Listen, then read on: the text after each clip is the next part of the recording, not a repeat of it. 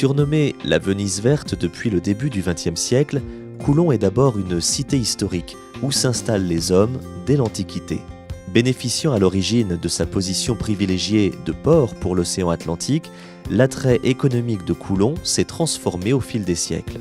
Coulon est une cité historique qui, dès le 8e siècle, est reconnue comme telle, avec un patrimoine exceptionnel, bâti tel que son église, classée aujourd'hui monument historique, ses demeures seigneuriales depuis de la Renaissance, patrimoine exceptionnel qui font aujourd'hui de cette cité, qui a été cité marchande, avec ses quais, avec ce lien sur la Sèvre niortaise, ce lien entre le village et la nature, qui est le Marais poitevin. De ce riche passé, la cité conserve un certain nombre de pièces maîtresses et de monuments. Les moines, les premiers moines, ont défriché et asséché le marais petit à petit et ont fondé un village ici.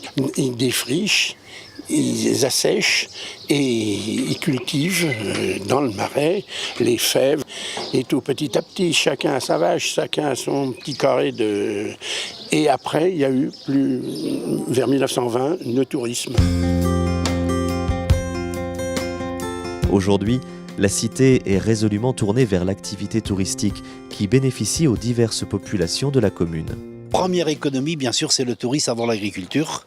Donc, on a des éleveurs, on a des artisans d'art, on a plein d'acteurs économiques du tourisme, qui fait que les gens, c'est des centaines et centaines d'emplois. Les gens ont bien compris que Coulon, économiquement, c'est le tourisme. Mais le lieu de balade favori de Monsieur le maire reste bien sûr le Marais. Le Marais, territoire d'exception.